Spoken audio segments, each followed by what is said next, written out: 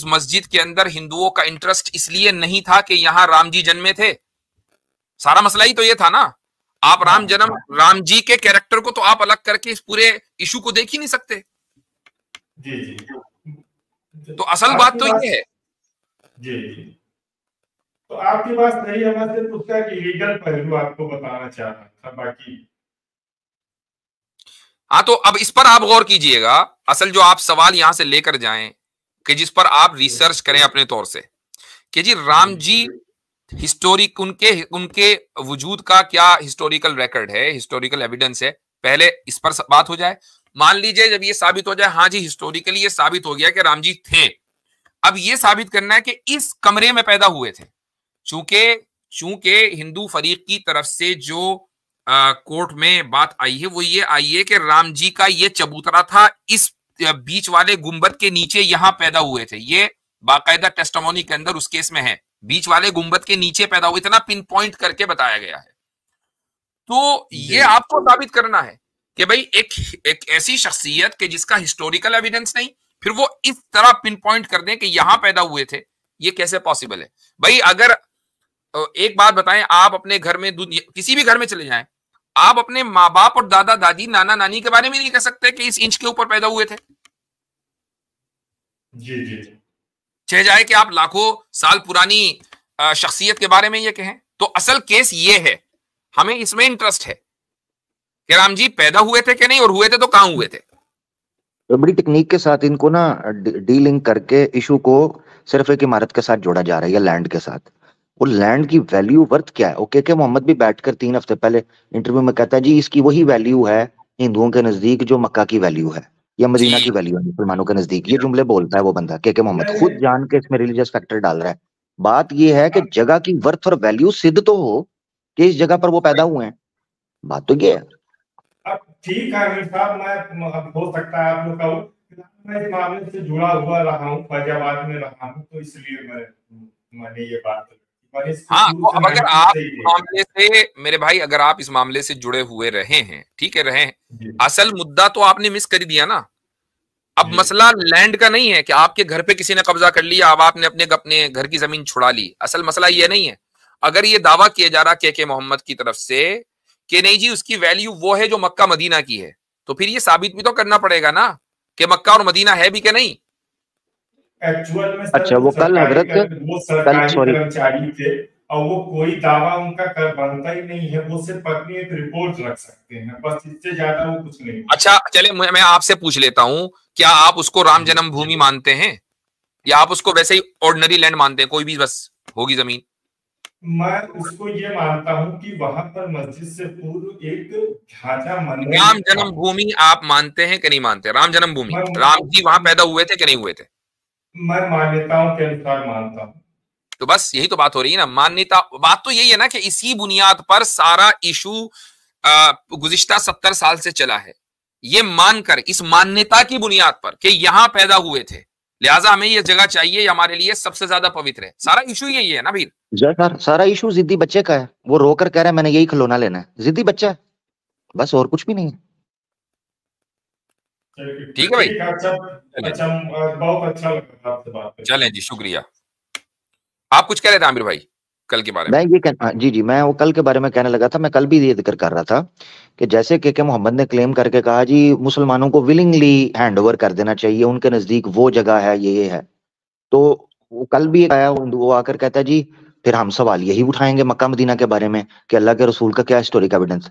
मैंने उस वक्त भी ये बात की, मैंने कहा मक्का और मदीना के हिस्टोरिक एविडेंस या अल्लाह के रसूल का इस कॉन्टेक्स्ट के अंदर हिस्टोरिकल एविडेंस हम तब हमसे मांग सकते हो जब उस बारे में दुनिया में डिस्प्यूट पैदा हो गया है, या मुसलमान वहां पर लड़ रहे हैं, या कोई दूसरा फिरका पैदा हो गया जो उठकर मक्का और मदीना पर कहे नहीं जी नहीं हम नहीं मानते कि यहाँ अल्लाह के रसूल पैदा हुए या मस्जिद नबी यहाँ पर थी, हम नहीं मानते। तब हम हिस्टोरिकल एविडेंस देंगे। इस वक्त विषय आप लोगों में डिस्प्यूटेड पड़ा हुआ है ना, इशू जो लीगल इशू बनाए जो भी है, तो आप लोगों को प्रूव करना पड़ेगा। आप लोग इस जगह पर उस मकाम पर खड़े हैं कि आप से सवाल पूछा जाए। बिल्कुल बिल्कुल, जबरदस्त। जी हाँ, तो आगे बढ़ते हैं। अच्छा, हमारे साथ ये अरमान भी आके रह गए थे, इनके अरमान रह गए थे। जी भाई, अरमान भाई। जी मुफ्ती न्यू साहब मुस्लिम अस्सलाम भी वालेकुम। हजरत कोई जुड़े हैं, अगर वो वाकई न्यू मुस्लिम हैं तो उनको भी जरूर ले हाँ लीजिएगा। जी जी जी जी जी जी भाई। अस्सलाम वालेकुम मुफ्ती साहब। वालेकुम सलाम। न्यू मुस्लिम उमर मैं भी ले रहा हूँ आपको। जी भाई बोले अरमान साहब। मुफ्ती साहब जो स्टोरीज ये रीइंकार्नेशन की आती है यूट्यूब पे भी देखने को मिली है, कई न्यूज़ चैनल्स ने भी चलाई है, तो उसको वो हिंदूज बोलते हैं कि ये एविडेंस है हिंदुइज्म का सही होने का, तो इस्लाम का इस पे क्या आंसर होना चाहिए? क्या ये फेक स्टोरीज है सारी या फिर कुछ हकीकत हो सकती है इसमें? आपसे मुझे पता चल रहा है कि इस तरह की भी वीडियो मार्केट में आ गई है। आती हैं मुफ्ती साहब, इस पे बाज़ाब्ता जी, स्टडीज़ हुई हैं, अगर आप नहीं रिसर्च कौन सी पेपर्स है? सॉरी मैं नहीं सुन पाया, सॉरी क्या चीज? जैसे फॉर ये आप एग्जांपल आदमी मरता है, फिर उसके बाद वो कहीं किसी और घर में जाके पैदा होता है, फिर वो बोलता है कि मैं आपका बेटा नहीं हूँ, मैं वो हूँ, वो फलाना शख्स हूँ, उसका नाम लेता है, फिर उसकी पूरी स्टोरीज बताता है छोटे में ही, छोटी उम्र में ही। तो फिर अच्छा अच्छा, उससे पता लगता है कि इसका वो दूसरा वैसे जन्म तंग हुआ है। होगा माँ बाप से, ऐसा नहीं होता भाई, वो ऐसे माँ बाप से तंग होगा। उसने कहा होगा जान छुड़ाओ अमीरों के घर में। अब हर कोई एलन मस्क का बच्चा बनना चाह रहा है, उसकी 5 या। बीवियां, हर बंदे क्लेम करता है, तो ये तो इसमें क्या मुफ्ती करें। कभी साहब कभी आपने ऐसा हुआ एक है, बात कभी ऐसा हुआ है कि एक अमीर तरीन घराने का बच्चा कहे कि मैं तो झोपड़ी में पैदा हुआ, वहां मैं उनका हूँ असल में, मुझे झोपड़ी में जाना है। कभी ऐसा भी हुआ वहां है का इसका हो उल्टा? वहां का होगा भी तो चुप कर जाएगा। हाँ असल में मुफ्ती साहब ये जो बात उठी थी ना, ये असल में 70s और 80s में यूएस में एक फिनोमेना शुरू हो गया था कि क्रिश्चियंस में, विद इन क्रिश्चियन कम्युनिटी एक रीइंकार्नेशन मूवमेंट शुरू हो गई थी। तो उस पे जी हाँ। एक डॉक्टर था, उसने बड़ी रिसर्च की थी, उसने पब्लिशिंग की थी, उसके फिर रिबटल्स भी हुए। वो जो कहता था कि जो ये चाइल्ड जीनियस होते हैं, this is the proof of reincarnation, birth and so on and so fourth, वो सब चीजें डिबंग हो चुकी हैं, सब बकवास ही आते हैं, कुछ नहीं। वो जिसने पूरा आइलैंड खरीद लिया था, फिर वहां गोलीबारी हुई थी, वही क्या? नहीं, आई एम नॉट श्योर उस बारे में, बट ये हुआ अच्छा था, ये मैंने पूरा पढ़ा इस बारे में, यही हुआ ठीक था। है। देखें भाई एक केस अरमान हुआ था, साहब। गोपाल गुप्ता नाम का एक बच्चा था, पता नहीं शायद आप लोगों को पता हो इसके बारे में, उसके बारे में भी कहा गया था, बल्कि उसके ऊपर तो पूरी डिटेल और वेरीफाइड एविडेंस का भी जिक्र हुआ था। हमने अपने मैं अपना बताता चलूँ कि जब मैं अपना बीए मुकम्मल कर रहा था इस्लामिक स्टडीज़ में, तो उसके अंदर हमने ये स्टोरी बाकायदा पढ़ी थी रीइंकार्नेशन के हवाले से। तो उसके अंदर इस्लामिक पर्सपेक्टिव से इसको ये चीज़ बताई गई थी कि ये जो करीन होता है, शायद वो उस बच्चे को ट्रिगर करता था, जो कहता था कि मेरी प्रीवियस लाइफ में पहले ये था, और सारी चीज़ बिल्कुल ठीक-ठीक चीज़ें बताता था कि मैं प्रीवियस लाइफ में 50 साल पहले बिल्कुल अलग इधर पैदा हुआ था और ये करता था और वो करता था, और बड़ी मतलब एक्यूरेसी के साथ बताता था। इसकी शायद लोगों ने इबादत भी करनी शुरू कर दी थी।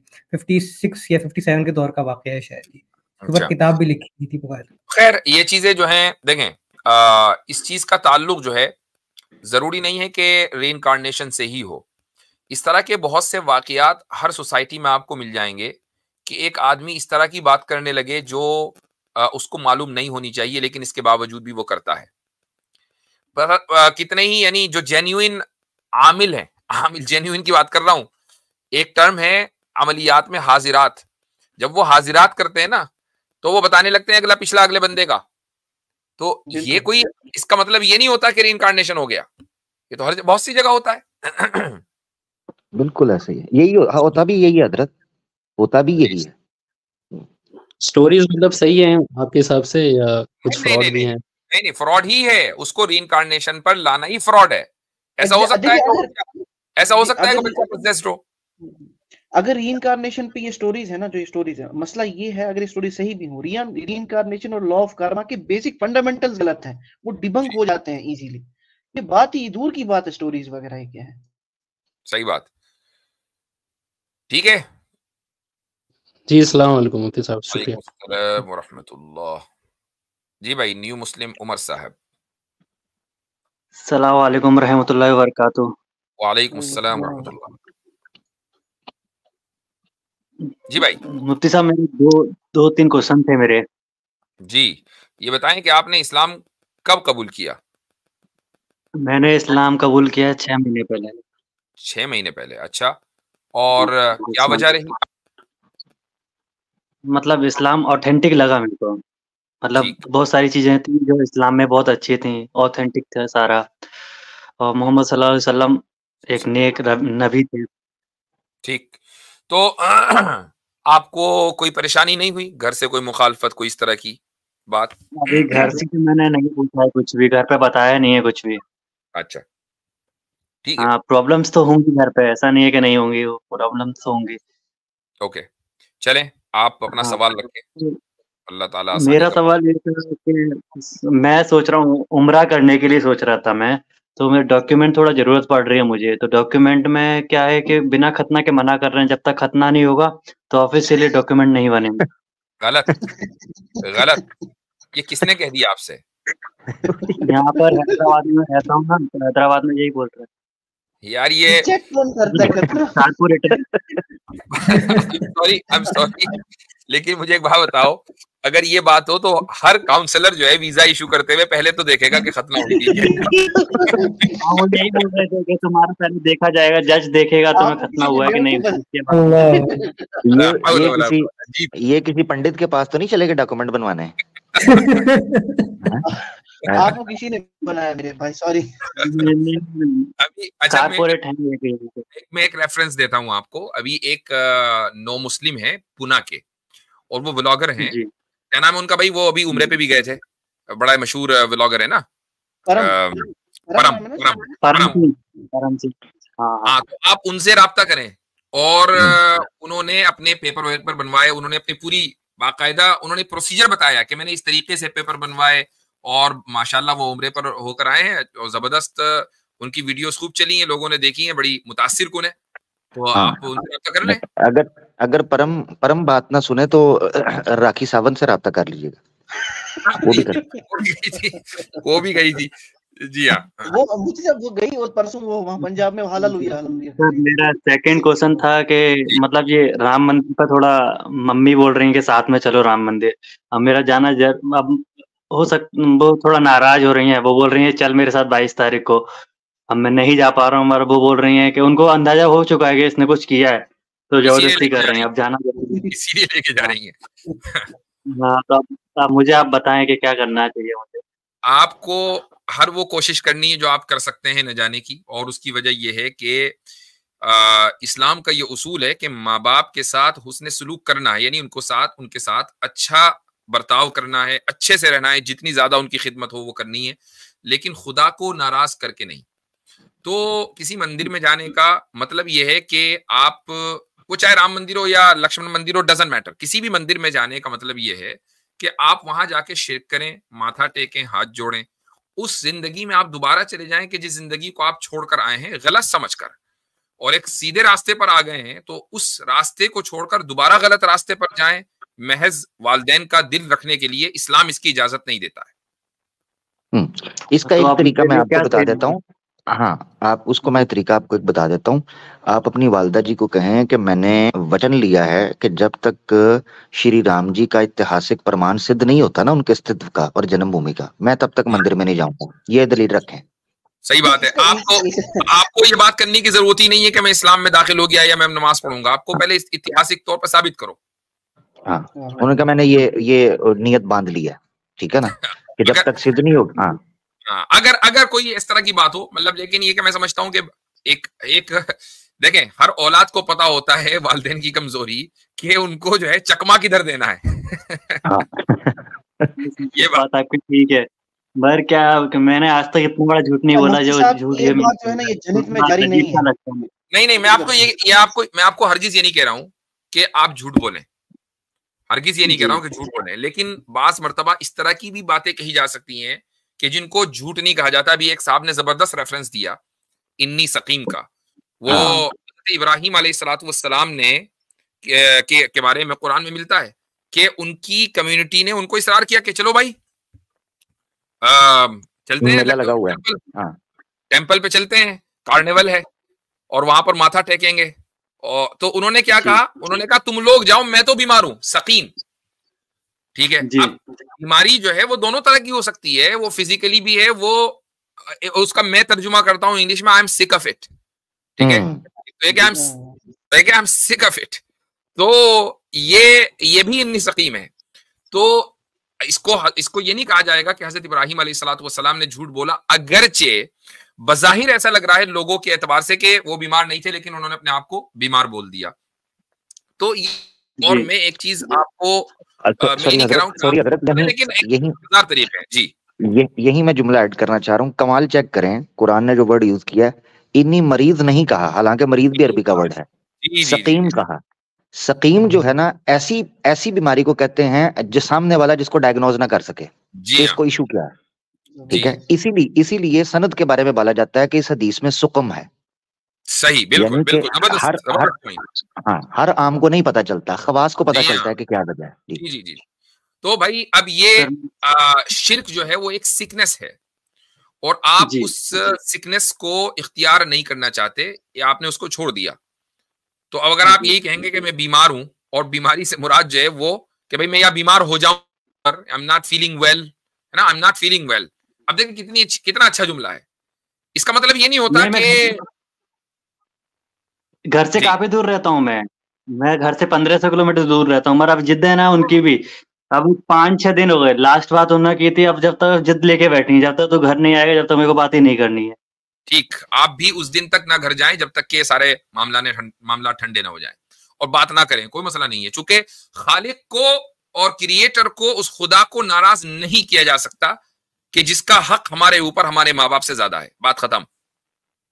जी, मेरा एक क्वेश्चन और था मुफ्ती साहब कि मतलब अब मेरी उम्र 28 हो गई है, 28-29, तो मैं मतलब ऐसी कोई लड़की मतलब आपके नजर में है जो इस्लाम कबूल करे हो और शादी के लिए रेडी हो?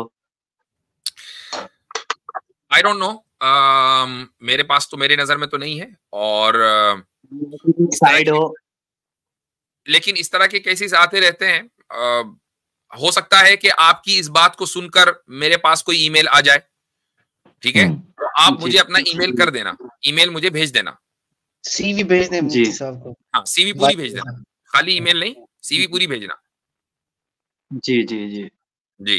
एक मरतबा हुआ था ऐसा, एक बंदा आया और उसने इसी तरह की बात की, तो मेरे पास जो है फौरन 24 घंटे के अंदर अंदर ईमेल आ गया कि वो जी आपकी स्ट्रीम पर आया था, हमारा कुछ करा दें आप। तो इस तरह के होते हैं, यानी हमें इस तरह की बच्चियां, लड़कियां भी सुनती हैं कि जिन्होंने हिंदुइज्म छोड़कर इस्लाम कबूल किया है।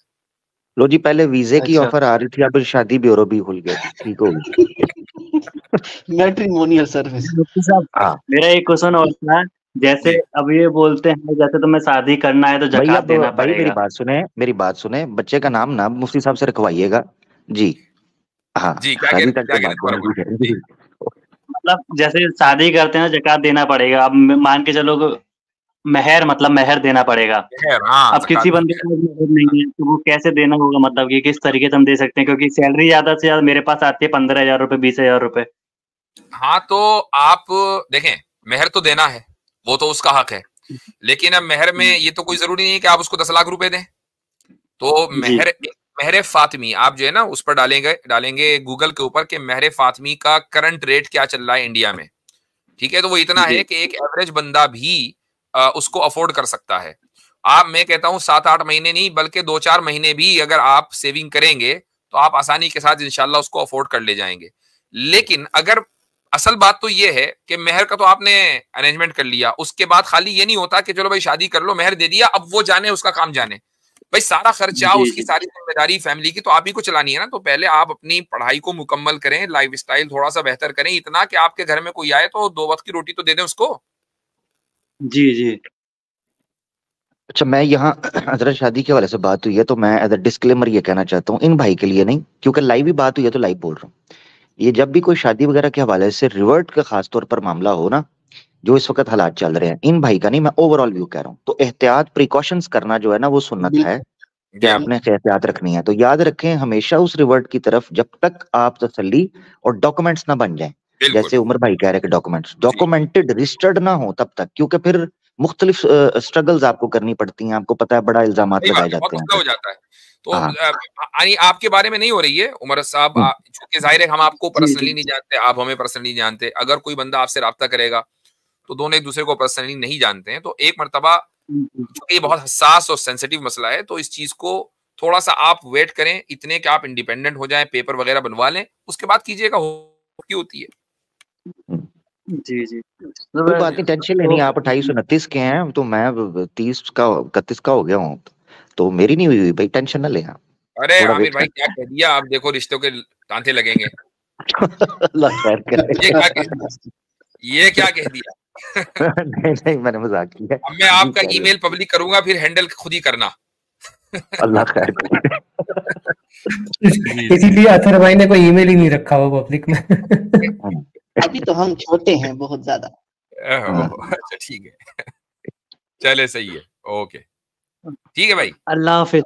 अल्लाह हाफिज मुफ्ती साहब। आमिर भाई, अल्लाह हाफिज प्यारे भाई, बहुत शुक्रिया। अच्छा ये अभिषेक वही है कि जिससे अभी थोड़ी देर पहले बात हुई थी? जी जी वही है ये। जी भाई बैटरी कम था तो मैं रिचार्ज कीजिए। मुफ्ती साहब मेरा यही सवाल वहां से कंटिन्यू करूंगा कि मैंने आपके मदर का एग्जांपल दिया और मेरे मदर का भी कंपेयर किया। हाँ तो हाँ वहाँ पे ये बताऊंगा कि भाई मेरी जो मदर है उनको बचपन से उनके पेरेंट्स ने वगैरह बताया है कि ये जो राम है उनके आराध्य है, या कृष्ण जो आराध्य है उनकी सुबह में जो पूजा करती है उठ के, और आपकी माता उठ के सुबह में जो वो प्रेयर करती है। तो ठीक, एक थियोलॉजी के हिसाब से तो ये तो हेवन में जा रही है आपकी माँ, और मेरी माँ वो उनके पेरेंट्स फॉलो करके वो तो हेल में जा रही है ना। मतलब वो शिर्क को सही समझती है, मतलब जैसे ऑलमोस्ट जो वो सभी यही भाई समझते हैं कि मतलब समझ गया, ठीक है। जैसे कि मैंने हाँ आपसे यही सवाल किया कि किसी चीज को सही समझने का मतलब ये तो नहीं होता ना कि वो सही हो जाए। तो फिर आपकी माता को भी अगर आपकी मम्मी भी अगर इधर समझ, जैसे कि मतलब आपका कोई एग्जांपल लूं, जैसे कि आपका नाम यासिर है, यासिर की जगह अगर आपका नाम यशवंत होता तो व्हाट डज दैट मीन? तो क्या? तो क्या मतलब आप भी यही चीज करते, या आपका ट्रुथ की तरफ आने का क्या मतलब, किस तरीके से आप ट्रुथ तरफ आते, या अगर आप वही फॉलो खुदा न करते? करे हम ट्रूथ पर ना होते और अपनी अकल को इस्तेमाल करके हमें ट्रूथ पता चल जाता, तो हमें इससे कोई फर्क नहीं पड़ता कि हमारे माँ बाप, बीवी बच्चे, रिश्तेदार, दादा दादी, नाना नानी किधर हैं, हम उस ट्रूथ पे जाते। लेकिन आज अल्हम्दुलिल्लाह चूंकि हम ट्रूथ पर हैं तो हमें कहीं और जाने की जरूरत नहीं है। अब सिंपल सी बात है, अब आप ये कह सकते हैं जी ये कैसे कैसे कह सकते हैं कि आप ट्रूथ पर हैं? आप खुद ही देख लें कि राम जी के बारे में शक हो गया कि वो पैदा भी हुए कि नहीं, पूरा मुल्क जो है इस बुनियाद पर लड़ लिया कि राम जी थे, लेकिन आप खुद ही नहीं मान रहे। एक बात बताइए कि खुद आप क्या समझते हैं कि एक मूर्ति आपका क्या कर लेगी? यानी मूर्ति आपको कोई फायदा दे सकती है, नफा पहुंचा सकती है, नुकसान नहीं, पहुंचा? मूर्ति पूजा में तो मैं भी नहीं मानता मुफ्ती साहब, मैं सिर्फ एक गॉड को मानता हूँ। बस बात खत्म हो गई यहीं पर कि आपने अपनी अकल को इस्तेमाल किया, मूर्ति पूजा को छोड़ दिया, एक गॉड को मान लिया। आप मदर हैं, क्या वो मूर्ति पूजा करती हैं एक गॉड को, या क्या करती हैं? मूर्ति पूजा करती हैं वो या नहीं? मतलब वो मूर्ति पूजा करती है, वो क्या बोलती है मतलब हर चीज में भगवान है बोलती है वो। ठीक, तो वो मूर्ति पूजा करती हैं, आप मूर्ति पूजा नहीं करते चूंकि आप उसको गलत समझते हैं। ठीक है, अब मुझे एक बात बताइए कि महज इसलिए कि आपकी मदर एक काम करती आ रही हैं और आप उसको गलत समझ रहे हैं, तो क्या आपसे मैं ये कहूं कि अब आप उसको सही समझें चूंकि आपकी वालदा और आपकी मदर ये काम कर रही हैं? Does it make any sense? Issue वो नहीं है मुफ्ती साहब, इशू वो नहीं है मुफ्ती साहब। मैं कंपेयर ये कर रहा हूँ कि आपकी जो वालिदा बोलते हैं ना, जो भी आपकी मदर है, मदर कह लें चलें, वो हाँ मदर जो है, तो वो एक पर्टिकुलर घर में पैदा हो रही है और वो उस तरीके से फॉलो कर रही है और वो हेवन में जा रही है। फर्क मतलब आप माजरत चाहता हूँ, आप मुसलसल गलत प्रेमिसेस कर रहे हैं जिसको जवाब दे चुका है। देखिए आप समझना है, मुफ्ती साहब इस्लाम को या मुसलमान इस्लाम को वालिदैन की वजह से फॉलो नहीं कर रहा होता, और ना करना चाहिए। हम लोग उसको नजरिया, एक आइडियोलॉजी के तौर पर, एक आर्ग्यूमेंट के तौर पर देखते हैं, उसका क्रिटिकल एनालिसिस करते हैं और उसके बाद करते हैं। अगर मेजोरिटी मुसलमानी तरीके पर चल, मेजोरिटी सुन लीजिएगा जरा एक मिनट, मेजोरिटी अगर मुसलमान आपके सामने इस वक्त नजर आ रहे हैं, उसकी वजह यह है कि उन्होंने उस तालीम को अपने बच्चों तक पहुंचाया, वो उनको लॉजिकल लगी, लिहाजा छोटी उम्र से उनके चीज अकीदा, उनके या बिलीफ, उनके सिस्टम, उनके रसूख पकड़ गया। आपके मामले में यह है कि गलत चीज भी बच्चों को, मिसाल के तौर पर चोर का बच्चा है, वो बचपन से उसको चोरी सिखाता है। अब बचपन से ही सीखने की वजह से वो ठीक नहीं हो जाएगा कि चूंकि मैं बचपन से यही सीख रहा हूँ लिहाजा मैं इस माँ बाप के पास हूँ, लिहाजा हो सकता है मैं भी ठीक हूँ। नहीं भाई, बचपन से शुरू होना या वालिदैन का किसी की तरबियत करना ये सही और गलत का फैसला नहीं करता। फर्क समझे मेरा भाई? अच्छा, आप तो अपनी मिसाल खुद ही ले लेना कि जब आपकी मदर मूर्ति पूजा कर रही हैं और आप उनके यहाँ पैदा होकर मूर्ति पूजा को गलत समझते हैं, तो इसका मतलब क्या है कि कोई भी इंसान अगर अपनी अकल को दुरुस्त तरीके से इस्तेमाल करेगा तो वो सच्चाई तक पहुंच सकता है।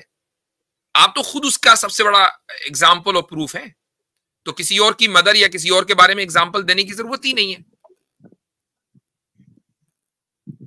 तो राइट, मुझसे मेरा आखिरी सवाल ये होगा कि मैंने जो आप रिपीट किया था, आपका नाम अगर समझो अगर आप किसी क्रिश्चियन में पैदा होते हैं तो आपका नाम सपोज यहोवा रहेगा, तो आपका ट्रूथ फाइंड आउट करने का या एक रिलीजन जो करेक्ट रिलीजन है, मतलब सही रिलीजन है, उसको फाइंड आउट करने का मतलब आप किस तरीके से क्या करते हैं? तरीका रहेगा? मैं बताता हूँ आपको क्या तरीका रहेगा। ये आपने सवाल अच्छा किया है।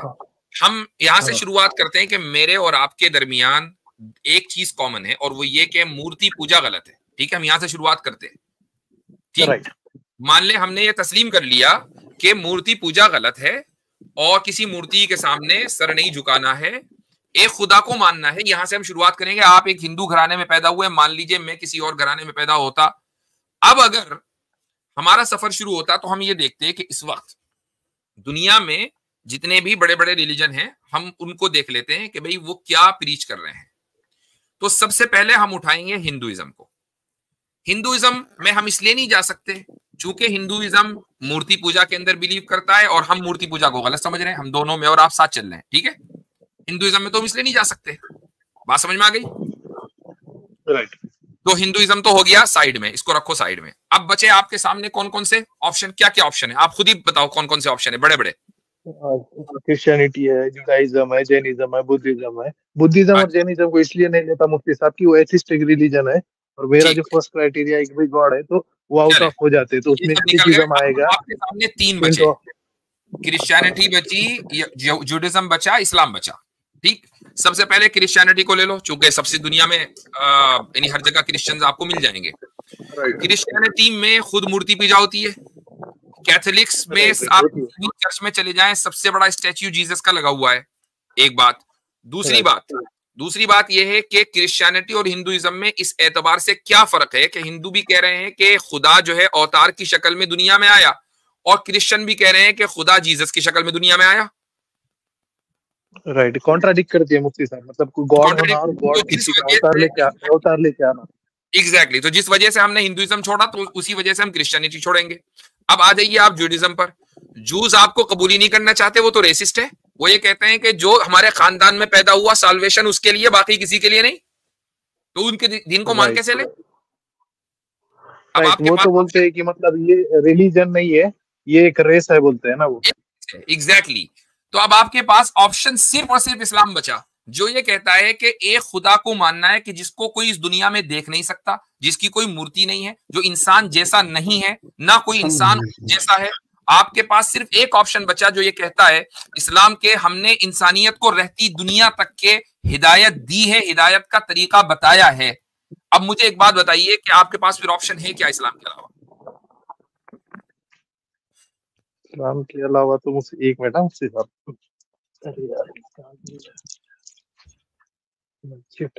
एक मिनट, अभी मेरे एक दो क्वेश्चन है मुफ्ती साहब, मैं नोट करके रखा हूँ जी। इस्लाम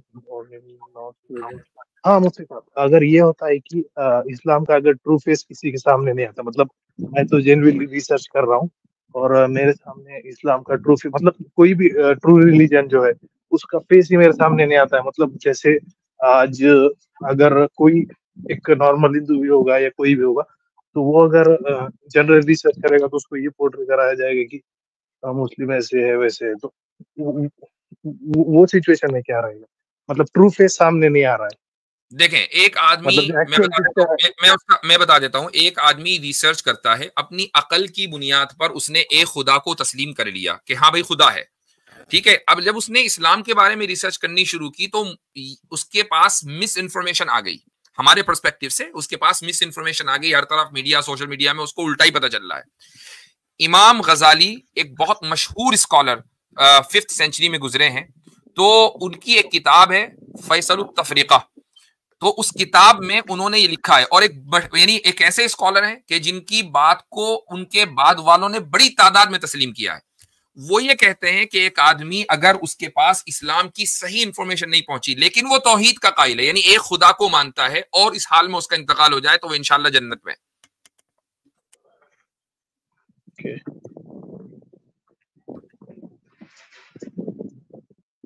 ओके मुफ्ती साहब, मेरे ऑलमोस्ट जितने नोट किया था मैंने उसके तो आंसर मिल गए। मेरे एक दो रहेंगे, उसके अगली स्ट्रीम में आपसे पूछूंगा मैं। ठीक है, बात सही है। वो आप अगली स्ट्रीम में तो आप पूछेंगे बहुत सारे, और सवाल कभी खत्म नहीं होंगे, सवाल तो आपके जहन में आते रहेंगे। मतलब जैसे आप, मैं बता रहा हूँ